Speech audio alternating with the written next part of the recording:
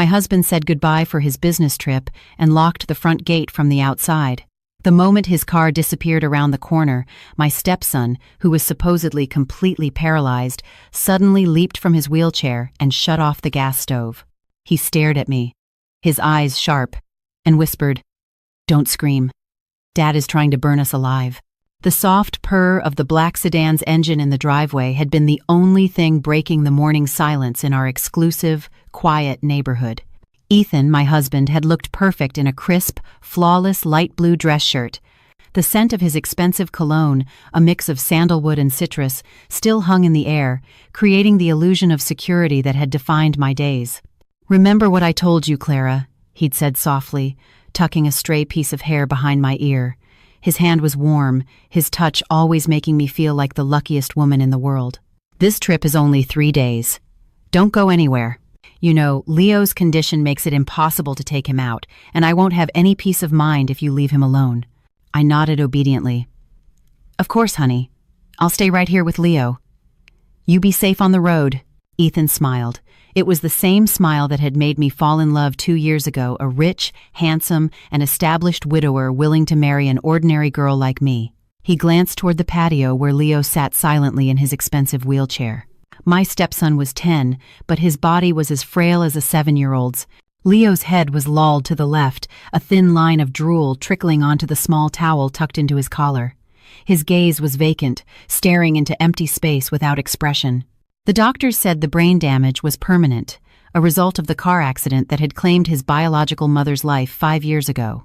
He was totally paralyzed, unable to speak, and could only respond with random blinks. "Take good care of him. He's the only thing I have left of her," Ethan said, his voice suddenly heavy with the feigned sorrow of a devoted father. "Always, honey. I love Leo like he's my own," I replied sincerely. Ethan kissed my forehead, a long, lingering press, then got into his car. The window rolled down slowly. "Oh, and I'm locking the main gate from the outside, sweetheart. There was a report of a break-in on the next block yesterday. The spare key is in my desk drawer, but the lock is kind of sticky, so it's better not to use it unless it's an emergency. It'll just help me focus on my work." Without waiting for a reply, he drove toward the tall gates that separated our palace from the outside world. I watched him get out for a moment, wrap a thick iron chain through the bars, and then heard the heavy click of a large padlock. The car sped off, vanishing at the turn. Silence. The big house instantly felt suffocating once Ethan was gone. I took a deep breath, trying to shake off the sudden unease creeping into my chest. Maybe it was just temporary separation anxiety. It was normal for a wife to feel lonely when her husband went out of town, wasn't it? I turned to Leo. "Come on, sweetie, let's go inside. It's starting to get hot out here." Leo didn't react, his eyes still fixed on the gate his father had just locked. I pushed his wheelchair into the spacious, air-conditioned living room. The cool marble floor reflected our images, a young stepmother and a boy trapped in his own body. The clock read 10 a.m. My routine began, changing Leo's diaper, feeding him his pureed meal, and reading him a storybook. Ethan was incredibly strict about Leo's schedule. He'd refused to hire a nurse, citing privacy concerns. "I don't want a stranger seeing my son's condition," he had said. Around 11 a.m., while I was reading The Tortoise and the Hare, I caught a strange scent. It was faint, like the smell of rotten eggs carried on the breeze, mixed with the lavender air freshener we always used. I stopped reading. "Leo, did you have an accident?" I asked automatically. I had just changed him an hour ago, but I checked his diaper anyway. It was clean. I got up and walked around the living room. The smell came and went. My gut told me it was coming from the open-plan kitchen connected to the dining area, but when I walked over, everything looked normal. The high-end stovetop was off. The knobs were all in the off position. "It's probably just your imagination, Clara," I mumbled to myself, remembering Ethan's words, often spoken with a light laugh. "You can be so paranoid sometimes, honey. Always forgetting if you turned off the faucet. Always misplacing your keys. It's why I have to take extra care of you." Yes, maybe I was just being paranoid. Maybe it was the smell from the sewer outside, drifting in through a vent. I sat back down on the sofa and continued reading. But 15 minutes later, my head started to feel heavy. A dull throb began in my right temple, spreading behind my eyes. An unnatural wave of drowsiness washed over me. My eyelids felt hot and impossibly heavy. Strange, I thought. I'd gotten plenty of sleep last night. I looked at Leo. The boy was still silent, but something was different. His hands, usually limp on the armrests, were now clenched into tight fists. No, it was probably just a muscle spasm. The doctor said spasticity was common. "Mommy's going to get a drink, sweetie." "I'm thirsty," I said to Leo, my own voice sounding hoarse in my ears. I forced myself to stand. The floor seemed to tilt. My vision swam with black spots. The smell wasn't faint anymore. It was sharp, acrid, stinging my nose and the back of my throat. This was definitely not the sewer. This was gas. Panic began to crawl up my spine as I staggered towards the kitchen. I had to check the main gas line valve under the stove. My heart hammered against my ribs, racing against the growing dizziness. My hands trembled as I reached for the cabinet handle. The moment I opened the door, a soft hissing sound filled my ears. Sssss. The smell of gas billowed out, hitting me in the face. The connection to the gas line looked crooked, as if it hadn't been properly tightened or had been deliberately loosened. "Oh my God," I choked out. I tried to reach for the valve to turn it, to do anything to stop the deadly hiss, but my head was spinning violently. My body went limp, my legs turning to jelly. I slumped to the cold kitchen floor. The oxygen in my lungs felt like it was vanishing. Blackness crept in at the edges of my vision. In the fading moments of consciousness, I remembered Leo. Leo was still in the living room. I had to save Leo, but I couldn't even move a finger. I lay there helpless, waiting for death to come in the form of an explosion or suffocation. Just before my eyes closed completely, I heard the squeak of wheelchair tires. Then, footsteps. Not shuffling steps, but firm, quick, and steady steps. A shadow fell over me. Did Ethan come back? I forced my eyelids open a crack. The figure bent over the gas line. A hand moved swiftly, twisting the valve, shutting it off with a sharp turn. The hissing stopped. The figure turned and looked down at me. It was Leo. The boy who was supposed to be completely paralyzed was now standing over me, looking at me with eyes that were cold, sharp, and intelligent. There was no drool, no lolling neck. His lips moved, whispering words that froze my blood colder than the marble floor I was lying on. "Hold your breath, Mom. Dad didn't forget. He wants us dead today."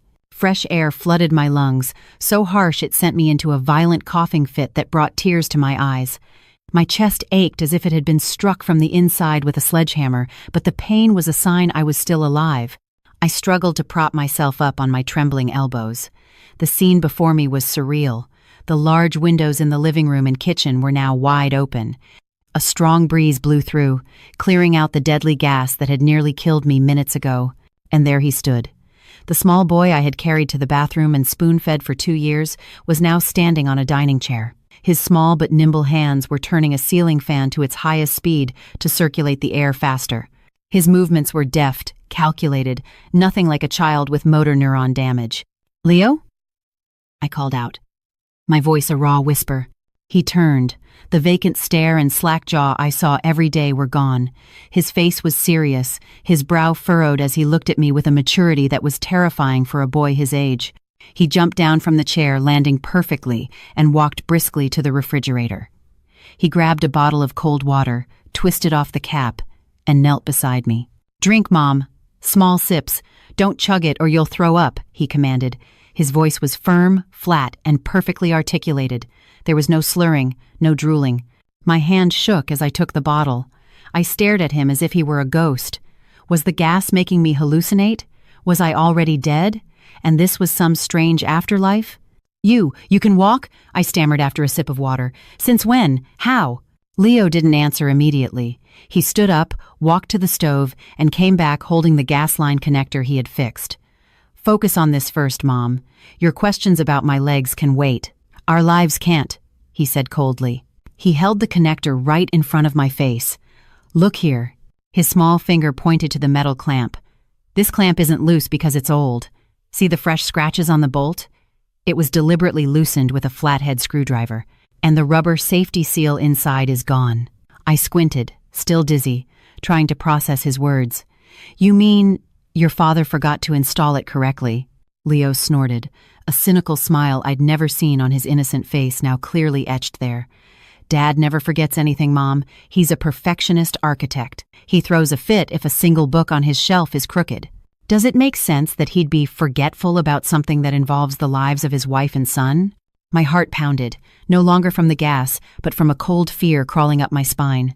So he did it on purpose, I whispered. The gas leak. The gate padlocked from the outside. All the windows locked tight before he left. And he forbade you from leaving the house for safety reasons. Leo laid out the facts like a seasoned detective. If I were truly paralyzed like he thinks, and you passed out from the gas, one tiny spark from the refrigerator's automatic cycle or a light switch, and this house would have exploded. Boom! Leo stared at me intently. Everyone would think it was a tragic accident, a negligent housewife who forgot to turn off the stove. Dad would come home, cry for the news cameras, and then cash in your life insurance policy, the one he just upgraded last month. I shook my head violently, tears starting to flow. Denial was my last defense. No, that's impossible. Ethan loves me, Leo. He's a good husband. He took care of you all by himself for years before he met me. He didn't take care of me, Mom. Leo cut in sharply, his voice trembling with suppressed rage. He imprisoned me. Leo took a step back, looking down at his own feet. I was never paralyzed from that accident. My legs were broken, yes, but they healed completely a year after my real mother died. I realized then that if I looked healthy, if I looked smart, I would end up just like her. What do you mean? I whispered in horror. My mother didn't die in a car accident, Mom. The car's brakes failed because the line was cut. I was in the back seat. I saw Dad fiddling under the car before we left. I survived. She didn't. Leo took a deep breath. From that day on, I decided to play dead. I became a harmless, disabled puppet. Because a murderer doesn't feel threatened by a vegetable, right? I covered my mouth, my body shaking uncontrollably. The story was too monstrous to be true, but the puzzle pieces in my mind began to click into place. Ethan's sometimes overprotective behavior, his insistence that I not get a job, the subtle way he had isolated me from my friends. Suddenly, the ringing of a phone shattered the tension between us. It was my cell, lying on the coffee table. Leo's head whipped towards it. The screen was lit up, displaying a contact name that now felt like the Grim Reaper's. My husband. Leo's face went pale, but his eyes blazed with alertness. In a flash, he actually ran to his wheelchair. He jumped in, slumped his back, tilted his head to the left, and let his jaw hang slack. In seconds, the cold, genius child was gone. Leo was once again a helpless, paralyzed boy. "Answer it, Mom!" Leo hissed, his lips barely moving. The sound came from between his clenched teeth, incredibly quiet, yet full of command. "Answer it now. Don't cry. Don't shake.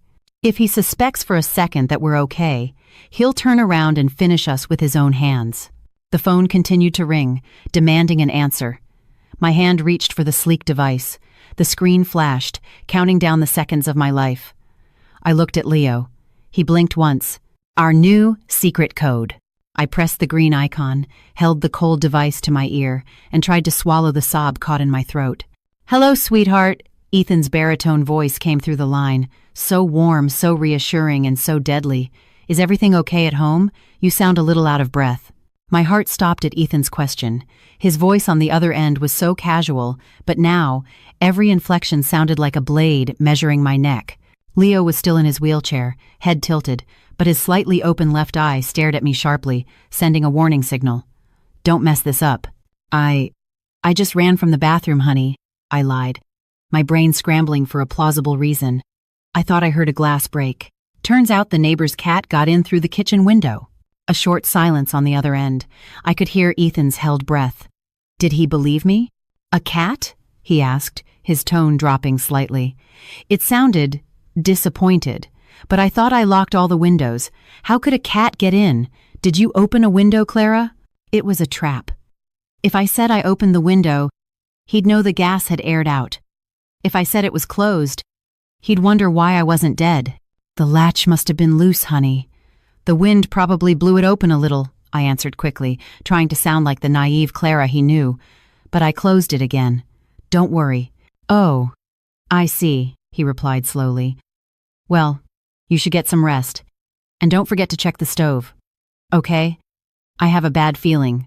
Maybe a leak or something. You know your sense of smell isn't great when you have allergies. Gaslighting.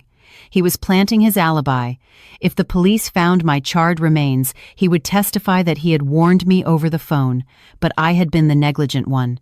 Yes, honey, everything's fine. You just focus on your work, I said, my lips trembling as I held back a wave of nausea. I love you, Clara. Love you too, Ethan. The call disconnected. The phone slipped from my grasp, thudding onto the thick carpet. My legs gave out. I sank to the floor, hugged my knees, and my tears finally broke free, silent and scalding. Stop crying, Mom. Leo's firm voice cut through my despair. He straightened his head, wiping the fake drool from his chin with the back of his hand. He wheeled himself closer and patted my shoulder gently. He's disappointed. You're still alive, Leo stated flatly. That tone in his voice was the sound of a man whose plan just failed. I angrily shrugged his hand off my shoulder. The shock had made my emotions volatile.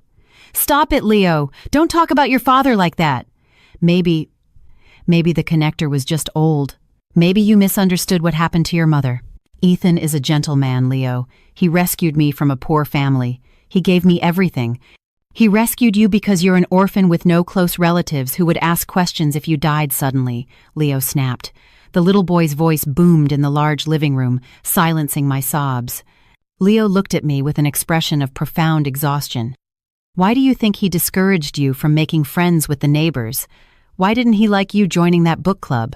Why did he fire all the house staff a month before he married you? I was speechless. All those questions had answers Ethan had always given me. I want us to have our privacy, sweetheart. I just want to enjoy our time together. At the time, it sounded romantic. Now, it sounded like a prison sentence. You're still in denial. Leo reached into the pocket of his shorts, a pocket I thought only held a handkerchief, and pulled out a tiny black object. It was a mini digital voice recorder. All this time, while Dad thought I was just a useless lump in a wheelchair, he felt free to make any phone call he wanted in front of me, Leo said, pressing the play button. Ethan's voice, clear as day, came from the small device. It seemed to have been recorded a few days ago. Yes, Mr. Henderson, the insurance policy is active. Good. A total of $5 million for a death resulting from a domestic accident. Okay, I'll make sure everything is taken care of next week. I need that cash, and I need it fast, to cover my Vegas debts. My wife? She's easy. She's a gullible fool. My world collapsed. The ceiling of this luxurious house felt like it was crashing down on me. The word fool, spoken with such a dismissive, condescending tone, followed by the same light chuckle I heard when we watched comedies on TV. The husband I adored, the man I saw as my savior, was nothing but a monster drowning in gambling debt.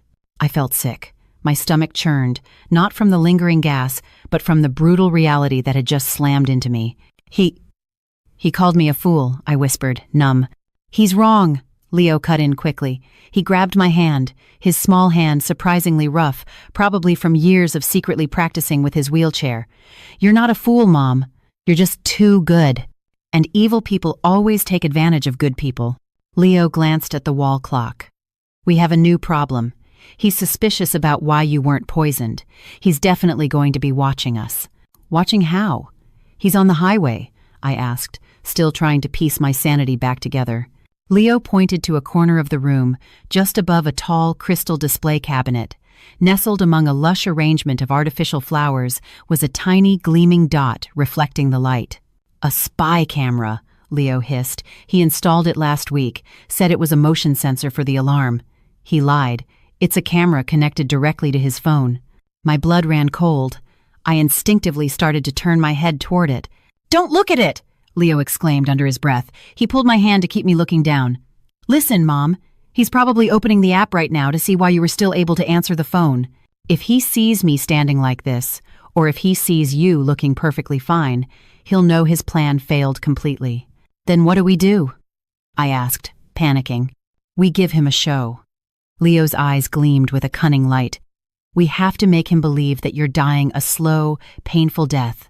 Make him feel like he's won, so he doesn't turn back right now.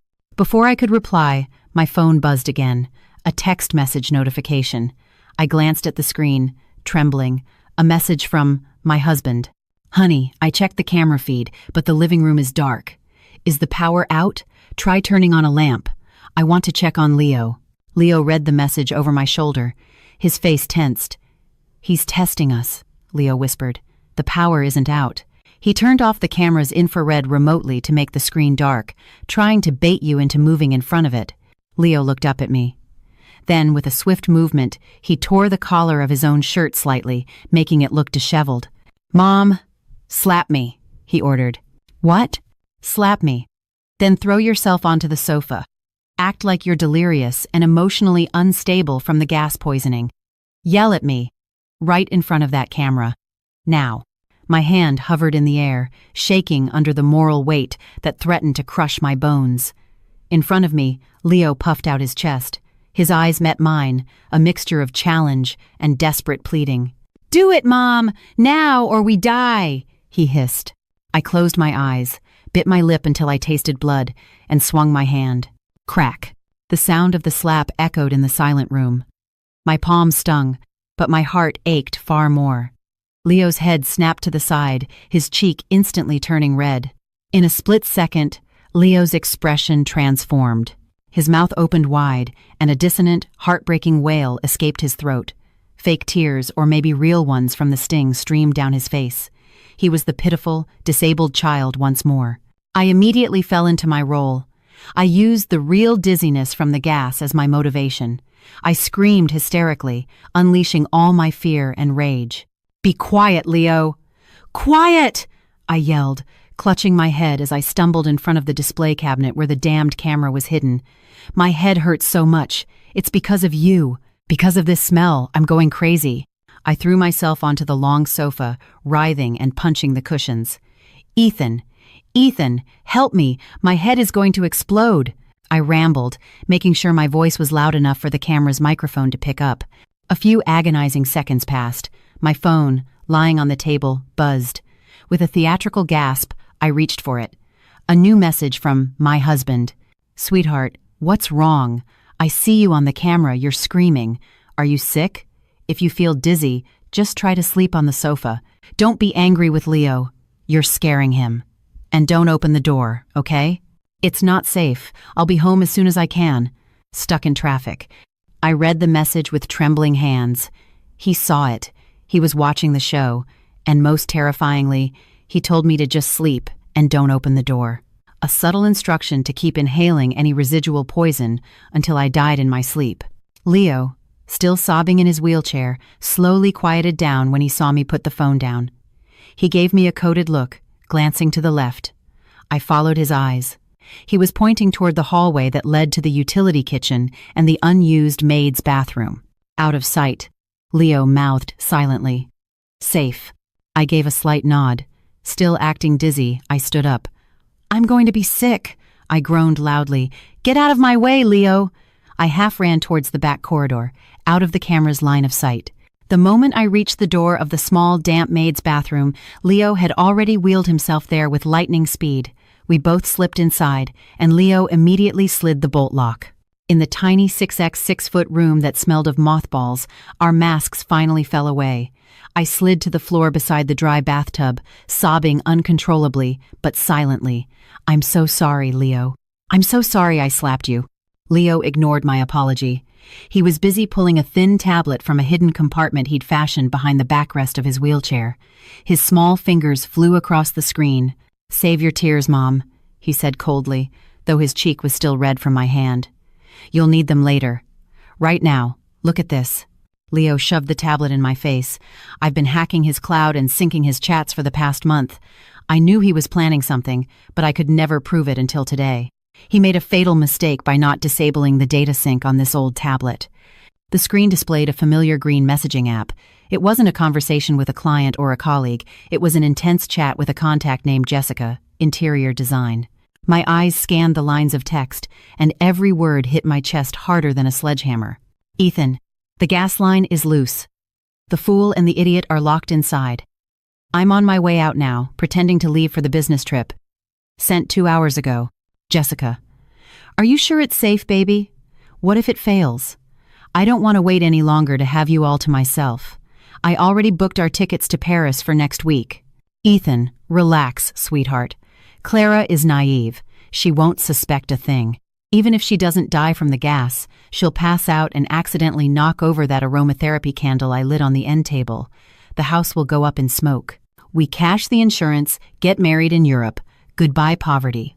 Jessica, haha, you're so bad, but I love it.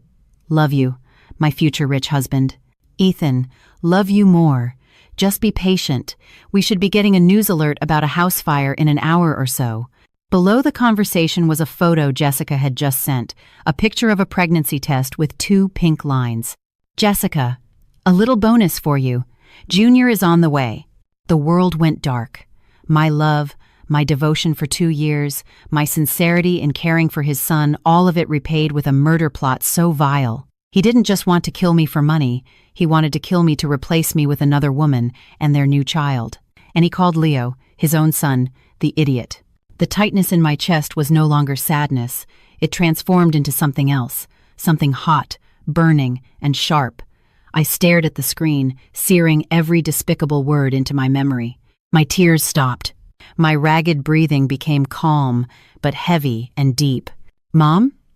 Leo called softly, perhaps frightened by my sudden, rigid expression. I turned to look at my stepson. The gentle, compliant Clara was gone. The timid, obedient Clara was gone. "Leo," my voice was low, vibrating not with fear, but with a newly born vengeance. "Can this tablet record our faces right now?" Leo nodded, confused. "Yes. Why?" "Record me," I commanded. I wiped the last tears from my cheeks. "We are not dying today, and we are not running." I clenched my fists until my nails dug into my palms. "He wants to see this house burn? Fine. We'll give him a fire he'll never forget." Stepping out of that small bathroom felt like walking back onto a battlefield without armor. The smell of gas had mostly dissipated, but the foul stench of betrayal now filled every corner of the house. "Remember, Mom," Leo whispered, tugging on my sleeve. "You're not strong, Clara. You're gas-poisoned, dizzy, semi-conscious Clara. Let your eyes glaze over. Don't focus on the camera." I nodded weakly. My legs carried me unsteadily to the living room sofa, our stage. I messed up my hair, letting a few strands stick to my clammy forehead. My face was already pale without any effort. Knowing my husband wanted me dead had drained the blood from my cheeks. I had just collapsed onto the sofa when the phone on the table vibrated. A special ringtone that once made my heart flutter now sounded like a death siren. A video call from my husband. "He's calling," I hissed in panic. "Answer," Leo commanded. He quickly positioned his wheelchair slightly behind me, returning to his broken doll mode. My hand trembled as I pressed the green camera icon. Ethan's face appeared on the 6-inch screen. He was in his car, the highway blurring past behind him. His face, my God. That face was still so handsome, adorned with a look of concern so convincing that if I hadn't read his monstrous texts, I would have melted at his worried expression. "Oh my God, sweetheart, you look so pale," he exclaimed as soon as he saw me. His voice was panicked, but my newly opened eyes caught the flicker of anticipation in his. I swallowed the bitter taste in my mouth. "Ethan," I whimpered, letting my voice crack. "I don't feel good. I'm so dizzy. My stomach feels sick." "What's wrong? Do you still smell the gas?" he asked quickly. "The smell. It's just spinning in my head," I answered softly, closing my eyes as if I couldn't bear to look at the screen. "I just want to sleep. I feel so sleepy." The corner of Ethan's mouth twitched. A tiny smile, almost imperceptible, but I saw it. He was happy. He thought sleepy meant hypoxia, the fatal lack of oxygen before death. "Okay, sweetheart, don't force yourself to stay up," he cooed, his voice as smooth as silk. "Maybe you just need a long rest. Just sleep there on the sofa, okay? Don't go anywhere. You'll feel better when you wake up." A long rest. He was lulling me to my eternal sleep. But Leo. I angled the phone slightly, showing Leo slumped over, his eyes wide and vacant, his mouth slightly agape. "Leo hasn't had his lunch." "Shh. It's okay," Ethan cut in, his voice slightly impatient. "Leo is strong. He can fast for a little while. You're the priority right now. You sleep, honey. For me, just rest." A tear rolled down my cheek. It wasn't an act, it was a tear of anguish for the man who had promised to love me, till death do us part, now coaxing me towards that very end for his pregnant mistress. "Okay, Ethan, I'll sleep," I whispered in surrender.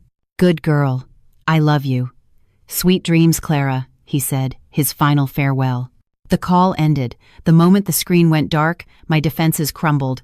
I threw the phone onto a cushion and ran to the kitchen sink, vomiting up nothing but bitter bile. My body shook violently. I felt disgusted. Filthy, to have ever been touched by the hands that planned this. A dark depression enveloped me. I was alone in this big house, trapped with a small child against a monster who held all the keys. What if our plan failed? What if he had a backup plan? What if tonight was my last night on Earth? I slid to the kitchen floor, hugging my knees, sobs of despair starting to escape my throat. "Stop feeling sorry for yourself." Leo's voice was back. This time, it wasn't commanding, just cold and pragmatic. His wheelchair squeaked as he approached. "You can cry later? When he's rotting in a prison cell? Now, get up." I looked up at him with swollen eyes. "I'm scared, Leo. He's my husband. How could he do this?" "Because he's a monster," Leo answered simply. He was already busy with his tablet, his small fingers swiping quickly across the screen. "I'm tracking his car's GPS through the built-in navigation system. He should be heading farther out on the interstate by now." I struggled to my feet, wiping my mouth with a paper towel. He believed me, right? He told me to sleep." Suddenly, Leo's fingers froze on the screen. His eyes widened, his calm expression replaced by one of tense, pale shock. "Leo? What is it?" I asked, sensing the sudden shift in the room's atmosphere. Leo swallowed hard. He held up the tablet, showing me a digital map with a single blinking red dot. "Mom." His voice trembled for the first time. "This dot, it's Dad's car." I squinted. "So? He's far away, right?" "No." Leo shook his head slowly, his eyes filled with horror. "He just took the nearest exit, and now, he's turning around. He's coming back here." My heart skipped a beat. "He knows," Leo whispered. "Something was wrong with your acting, or maybe he noticed the back window was slightly ajar in the video. He's not on a business trip anymore." Leo looked at the wall clock, then at me. "He'll be here in 20 minutes. And when he gets home and finds us alive with no fire, he won't use gas again. He'll finish the job himself." 20 minutes, I choked out. Adrenaline surged through my veins. "We have to run, Leo. We have to get out of here now. We can climb the back fence, scream for security." "It's useless, Mom," Leo snapped, pulling me back from my blind panic. "The nearest security post is half a mile away. The back fence is 10 feet high with barbed wire. And the front gate, you forgot." He chained it shut. "We're trapped." I ran to the front window, peeking through the blinds. The iron chain was coiled around the heavy black gate like a snake.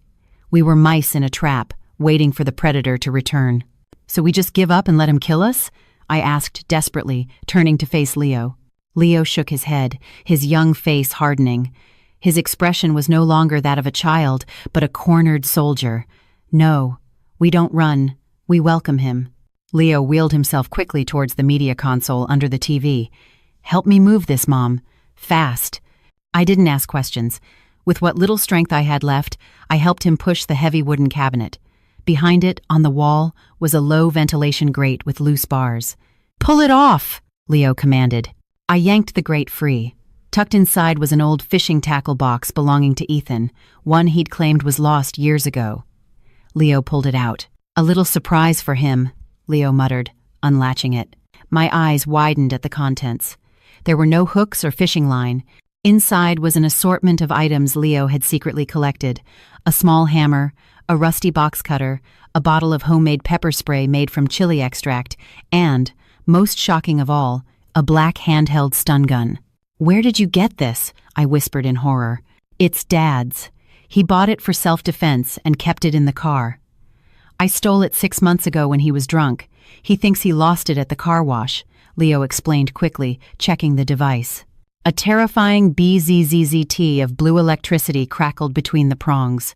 "Batteries full." Leo handed the stun gun to me. "Take this, Mom. This is your only chance. When he gets close, don't hesitate. Press it against his neck. Hold the button until he drops." I held the cold object, my hand shaking. The thought of hurting my own husband, the man who used to hold me every night, made my stomach churn. But the image of his text messages, his plan to burn us alive, erased my hesitation. "Now, listen to the plan," Leo said, his eyes sharp. "We can't attack him in the living room. The camera is there. He'll check the feed from his car before he even comes inside to see where we are. So, we hide in the blind spot. The maid's bathroom is too small. We'll hide in the pantry, under the stairs. It's dark, cramped, and most importantly, out of the camera's line of sight. But what if he doesn't go there?" "He will." Leo's smile was grim and cunning. "Because I'm going to leave my wheelchair right in front of the pantry door. He'll think I fell out and crawled in there, or that you dragged me in there to hide."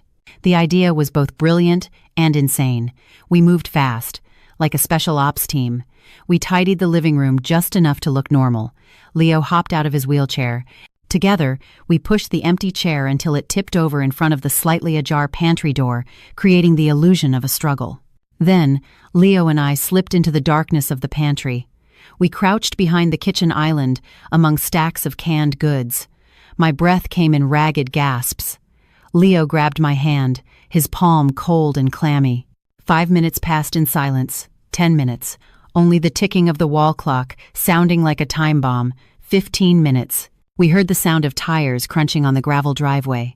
My heart felt like it would leap out of my throat. He was here. The car engine died. A moment of silence, then the clanking of metal, the sound of the gate chain being unlocked. He didn't honk. He didn't call my name. He came in silence, like a thief in his own home. The front door opened slowly, footsteps on the marble floor. Tap, tap, tap. The sound of his expensive dress shoes, which I used to love hearing when he came home from work, now sounded like the steps of an executioner. "Clara?" he called out, his voice flat and cold. There was none of the concern from the phone call. No answer. The house was dead quiet. "Leo?" he called again. He stepped further inside. From a narrow gap under the island, I could see the shadow of his legs moving towards the living room. He paused, probably looking around, checking for any signs of life. "Damn it," he muttered. "The smell is gone." He realized the windows had been opened. His shadow moved again. He walked towards the overturned wheelchair in front of our hiding spot. He stopped right in front of the pantry door. We were separated by a thin, half-open door and the kitchen island. I gripped the stun gun with all my might, cold sweat trickling down my temples. "Playing hide-and-seek, are we?" He chuckled, a dry, emotionless sound. "Come on out, Clara. I know you're not dead yet. Not enough gas, was it?" Suddenly, a heavy metal object clattered onto the marble floor. Clang! I peeked out. In his right hand, Ethan wasn't holding his briefcase. He was holding a long, gleaming tire iron. He didn't come to help. He came to make sure there were no witnesses left.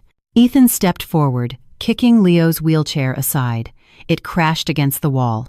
"Useless, crippled brat," he snarled as he entered the kitchen area. "Come on out. Daddy's got some permanent sleeping pills for you." He was 2 steps away from us now, his back to us as he checked the cabinets across the room. Leo jabbed me hard in the ribs. "Now." I took a deep breath, gathering every last ounce of courage of a betrayed wife and a protective mother. I rose from my hiding spot, the stun gun in my right hand crackling to life with a sharp BZZZT. "I'm right here, Ethan," I yelled. Ethan spun around, his eyes wide with shock. The tire iron in his hand came up, but before he could swing it, I lunged forward. A loud, terrifying BZZZT filled the small kitchen, followed by a scream of agony that wasn't mine. The stun gun was pressed firmly against the side of Ethan's neck. The powerful man's body convulsed violently. His eyes rolled back in his head, the veins in his neck bulged, and the tire iron he was holding clattered loudly to the floor. Ethan collapsed like a felled tree, his body hitting the floor with a sickening thud. I stumbled back, breathing heavily, my hand shaking so much I almost dropped the stun gun.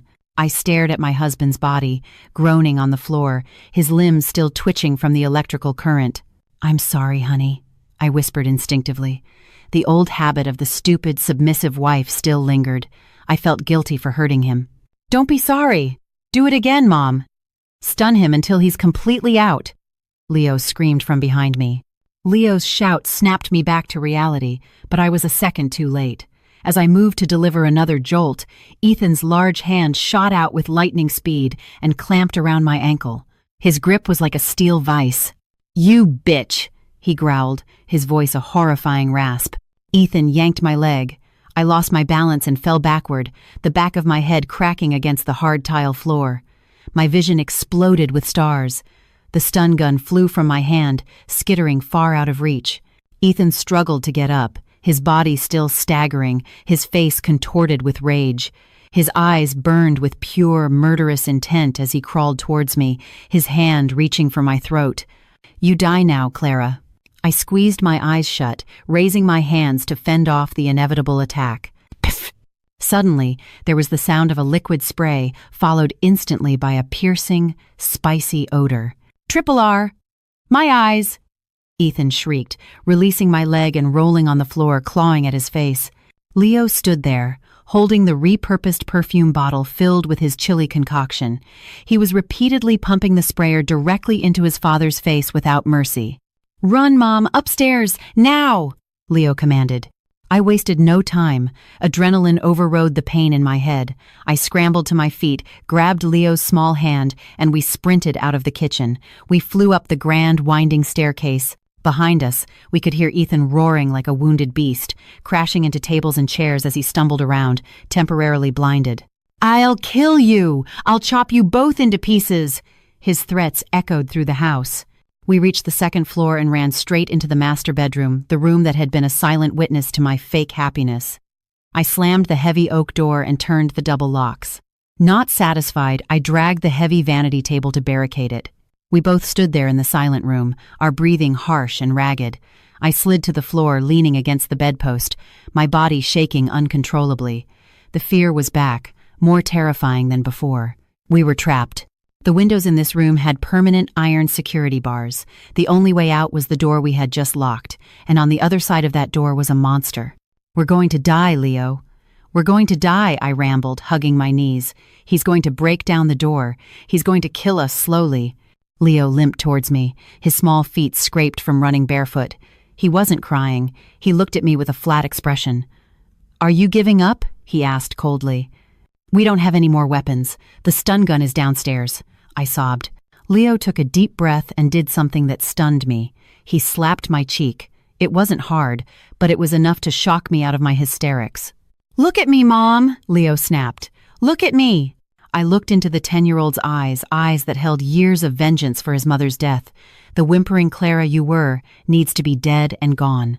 If you're still that weak woman hoping for pity, then we both will die tonight. Dad won't stop. He saw my legs. He knows you know his plan. There's no going back." Leo pointed at the barricaded door. "That is not your husband anymore. That is a stranger who wants your money. That is the man who called you a gullible fool to his mistress. Are you going to let him be right? Are you going to let him burn you like trash?" His words ignited something inside me. The cold fear slowly turned into a hot, blazing fire. The image of the text messages between Ethan and Jessica flashed in my mind. Clara is naive. She's a gullible fool. I slowly stood up, wiping my tears away with the back of my hand, a final, harsh gesture. I walked to the large mirror on the wardrobe. I saw my reflection. Messy hair, a bruise forming on my forehead, my shirt torn at the shoulder. But my eyes were no longer soft. I was not the orphan Clara, desperate for affection. I was not the obedient wife who could be fooled with sweet words and false promises. I turned to face Leo. "You're right. The old Clara died from a gas leak." I walked to the small wall safe hidden behind a landscape painting. "Leo, do you remember the code? Your father's wedding anniversary with your real mother?" I asked flatly. Leo nodded, confused. "Yeah, 1508. Why?" "Ethan is sentimental about the past. Even though he's evil, he never changed this password because he's too lazy to memorize a new one," I said, dialing the combination. Beep, beep, beep, beep. Click. The safe door swung open. Inside lay an old revolver, a relic from Ethan's antique-collecting grandfather, along with a box of bullets. Ethan kept it for emergencies but was terrified to use it himself. I picked up the cold, heavy piece of metal. My hands were steady now. "He wants a war," I muttered, checking the cylinder. It was fully loaded. We'll give him one." But just as I felt a sliver of power holding the weapon, I smelled something familiar. Smoke. Not cigarette smoke, but the smell of burning wood and fabric. Leo ran to the crack under the door. Thin wisps of gray smoke were starting to seep in. "Mom," Leo's voice was choked. "He's not breaking down the door. He's setting the stairs on fire. He's burning the first floor." We heard Ethan's voice from downstairs, a crazed laugh punctuated by coughing. "Come out or get baked. Your choice, you little rats." A wave of heat began to radiate up through the floorboards. We were trapped on the second floor of a burning house with a psychopath waiting at the only exit. I looked at the gun in my hand, then at Leo, then at the barred window. "Leo," I said calmly, "get the thick comforter from the closet. Soak it in the bathroom. Now." "What's the plan, Mom?" I cocked the revolver. "We are not going to burn to death. We're going to break through that fire. And if he gets in our way," I stared at the door, which was now warm to the touch, "I'm going to blow his head off." Heat. That was the only word to describe the master bedroom now. The air wasn't oxygen anymore. It was a searing vapor that roasted the skin. The thick oak door was hot to the touch, a sign that the flames on the other side were clawing their way in. Leo emerged from the bathroom, soaking wet. He was dragging the heavy, waterlogged comforter, which was now twice its normal weight, and leaving a trail of water on the floor. "Use this, Mom," Leo said, his voice void of panic, only sharp focus. He draped the heavy, wet blanket over my head and shoulders. "Cover your nose. Don't breathe the smoke. Stay low. Clean air is near the floor." I nodded, gripping the revolver tightly. The cold steel was a stark contrast to my sweaty palm. I had never fired a gun in my life. "Leo," I called before we moved. I knelt to his level. "If I fail, if I can't pull the trigger, you run. Don't worry about me." Leo looked at me, his small, wet hands cupping my face. "You won't fail." Picture his face when he called you a fool. Picture his face when he loosened that gas line. You're not pulling the trigger to kill. You're pulling it to live. I took a deep breath, filling my lungs with what little oxygen was left, and gave him a firm nod. We moved to the door. I shoved the vanity aside. On Leo's count of 3, I turned the lock and pushed the handle. Whoosh! Thick black smoke poured in like a monster unleashed. My eyes burned instantly, my vision blurred. I started to cough, but suppressed it by pressing the wet fabric to my face. "Down," Leo choked out. We dropped to the floor and crawled out of the room. The second-floor hallway was a small pocket of hell. The expensive runner carpet near the stairs was on fire, the flames licking up the wallpaper. The sounds of cracking wood and shattering glass were everywhere. But the scariest thing wasn't the fire, it was the silence from downstairs. Ethan wasn't screaming anymore. He was waiting, a patient hunter waiting for his prey to be smoked out of its hole. We crawled slowly towards the railing overlooking the living room. The first floor was filled with gray smoke, but the fire was concentrated around the base of the staircase and the kitchen. I peeked through the balusters. My heart hammered in my ears, louder than the roar of the fire. There, at the bottom of the stairs, Ethan stood amidst the smoke. He wasn't holding the tire iron anymore. Now, in his right hand, he held a large butcher knife from the premium knife block I'd given him for his birthday. He stood perfectly still, his eyes fixed on the top of the stairs, waiting for our silhouettes to appear. He coughed, rubbing his red, swollen eyes from the pepper spray, but he didn't move.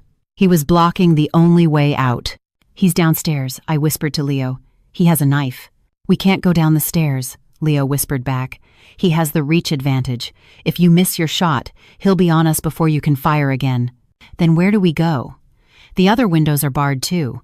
Leo scanned our surroundings. His eyes landed on the massive crystal chandelier hanging over the foyer, right behind where Ethan was standing. The chandelier's chain was anchored to a beam in the second-floor ceiling, and the access point was hidden inside a small utility closet in the hallway. "A silent move, Mom," Leo whispered, a grim light in his eyes. "We don't have to go down to fight him. We drop the ceiling on his head."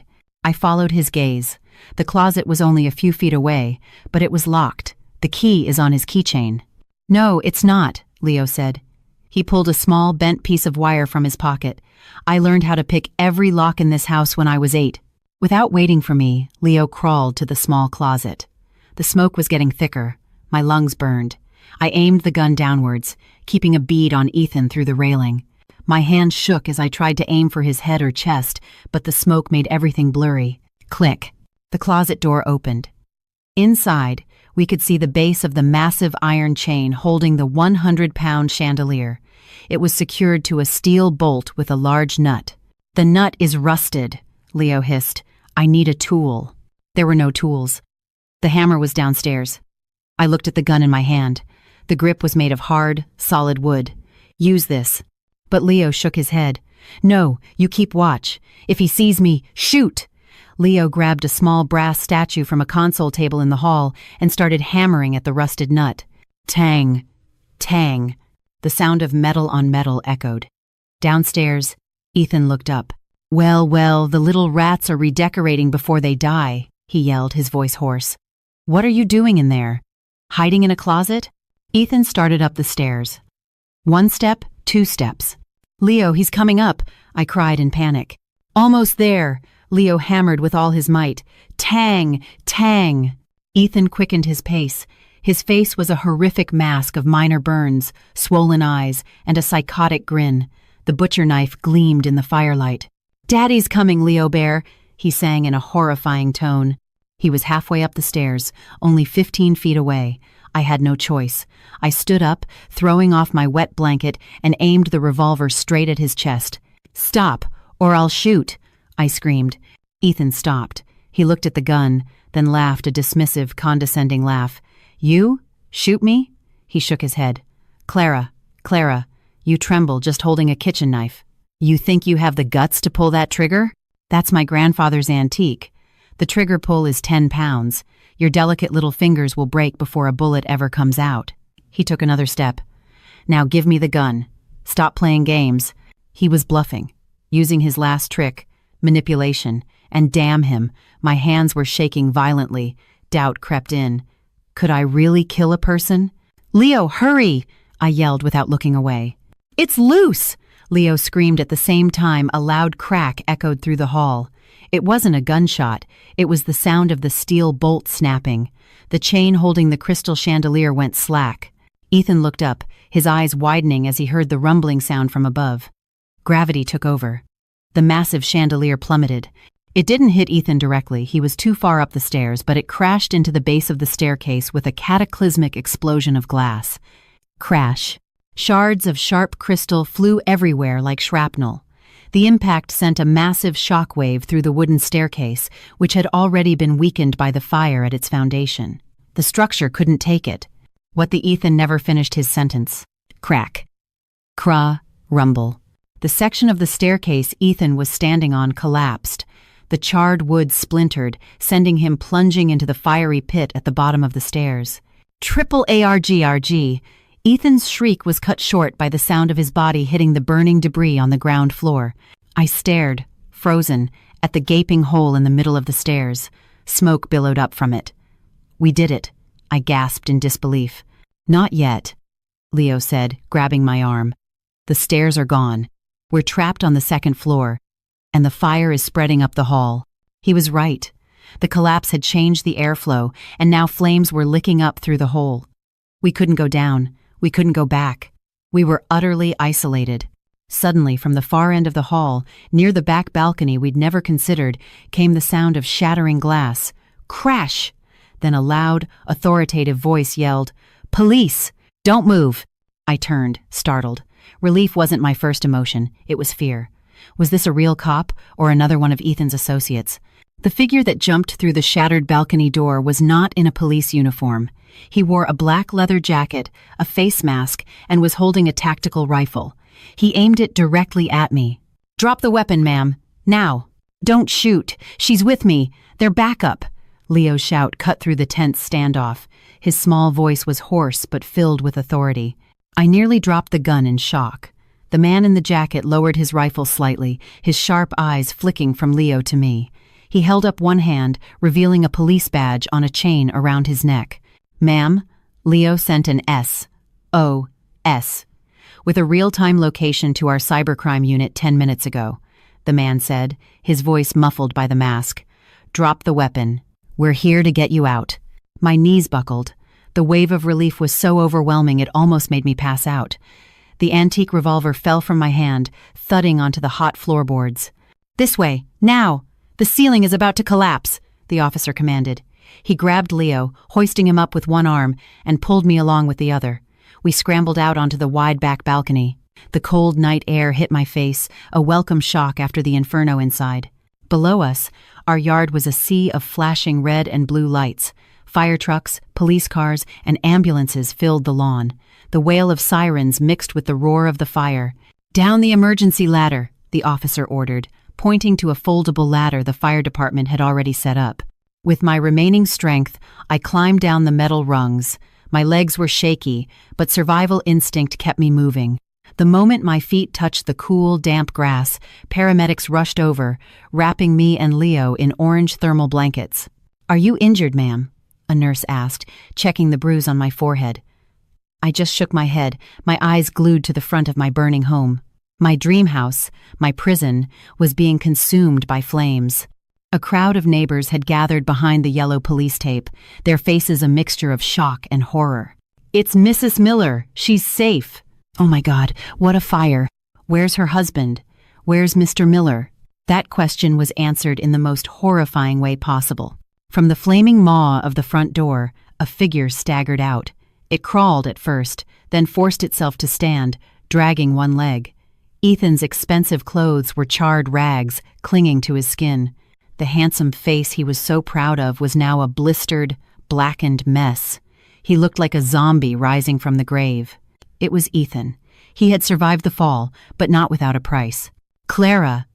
His scream wasn't one of pain, but of pure, terrifying rage. He saw me standing by the ambulance. A mad surge of adrenaline made him ignore his injuries and the dozens of police officers surrounding him. He lurched towards me. In his hand, he still gripped the butcher knife, its blade now black with soot. "Freeze! Drop the weapon!" A dozen officers yelled in unison, aiming their guns at him. Ethan didn't care. His red, swollen eyes were locked on me. "You ruined everything. My insurance, my life. You cursed woman," he roared for all to hear. "You were supposed to die quietly. You were supposed to burn with that crippled brat." The neighbors gasped. The scene descended into chaos. Leo, who was sitting on the bumper of the ambulance, suddenly jumped down. He was no longer faking it. He walked, head held high, right through the line of police and stood in front of me, spreading his small arms to protect me. Ethan stopped dead in his tracks, frozen by the sight. His jaw dropped. The knife wavered in his hand. "You," Ethan choked out. "You can walk?" Leo looked at his father, his chin held high. There was no fear in his eyes, only profound disgust. "I can walk, Dad," Leo said, his voice clear and ringing, carrying over the sirens. "I can run, I can talk, and I can record all of your murder plots." Leo held up his tablet. Its screen was bright, wirelessly connected to the speakers of the cybercrime unit's van parked nearby, a trick Leo must have coordinated in his SOS message. The recording of Ethan and Jessica's conversation boomed across the entire neighborhood. "Clara is naive. She won't suspect a thing, even if she doesn't die from the gas. We cash the insurance, get married in Europe. Goodbye, poverty." Everyone fell silent. A chilling hush fell over the yard. The neighbors' faces turned from sympathy to revulsion. Ethan stumbled back, his face ashen beneath the burns. His secret was laid bare for the world to see. He wasn't a respected architect anymore. He was a monster. He looked at me, his eyes pleading for the first time. "Clara, honey, that was just a joke."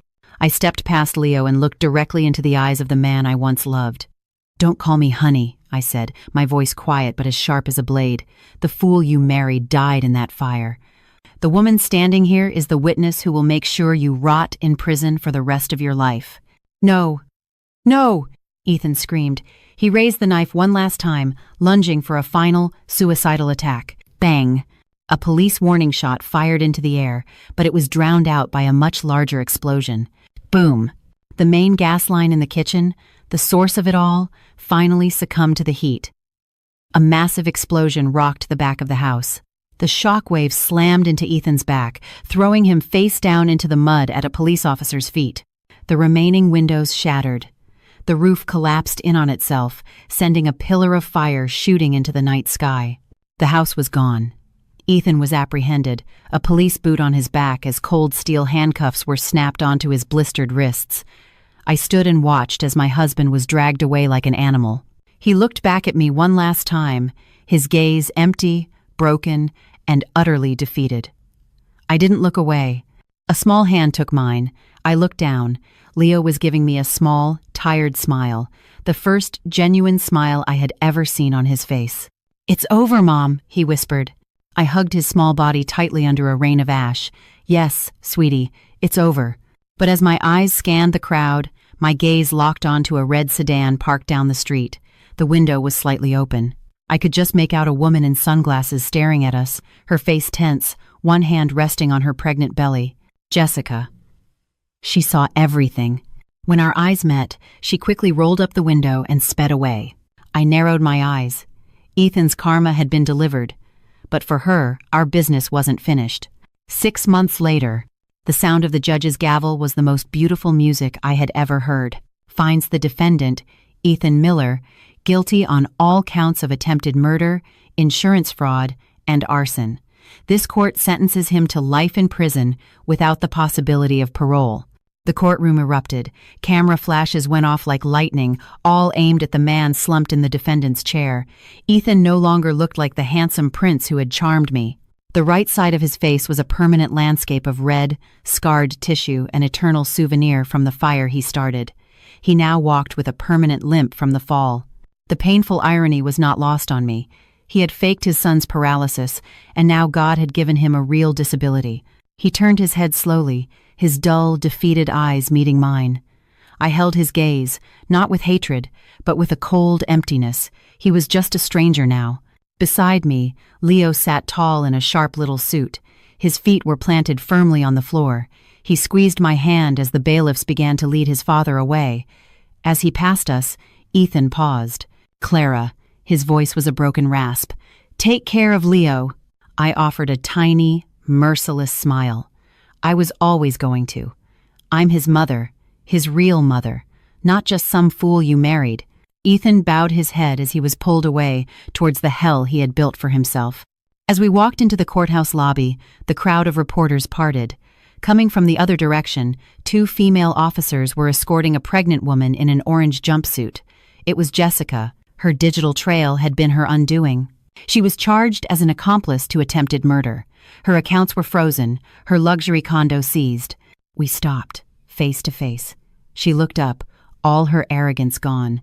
She looked from her swollen belly to my face, her expression pleading. "Mrs. Miller," she sobbed, "please, help me. Ethan made me do it. This baby is innocent. Please, retract your testimony." I looked her up and down. The old Clara might have felt pity, but I remembered her laughing in those text messages. I remembered her waiting for the news of my death. I leaned in close, whispering so only she could hear. "The baby is innocent, Jessica, but its mother is a greedy monster. Enjoy your pregnancy in prison. And don't worry, karma never gets the wrong address. Your ticket to Paris may have expired, but I'm sure there's a permanent seat for you on a prison bus." Jessica collapsed into hysterics as the officers dragged her away. I straightened my purse, took Leo's hand, and walked out into the warm afternoon sun. A month later, a cool evening breeze blew across the patio of our new home. It wasn't a mansion, but a cozy, single-story house in a quiet suburb. I bought it with the last of my own savings from before I was married. In the front yard, Leo was chasing a golden retriever puppy we'd just adopted. His laughter was pure and alive. Seeing him run and jump still brought tears to my eyes. "Mom, look!" he yelled, waving. "Bonnie can catch the ball." "That's great, sweetie," I called back, giving him a thumbs up. He ran over to me and sat on the bench, his face flushed. "What are we celebrating tonight?" I picked up a large manila envelope from the table. Inside was a new birth certificate and a court decree for adoption and custody.